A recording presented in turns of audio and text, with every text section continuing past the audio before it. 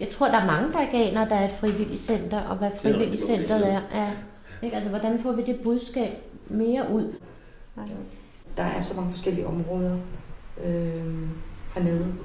Der er skilsmissehjælp, der er hjælp til børn, fremmede, der kan komme og lære det danske sprog.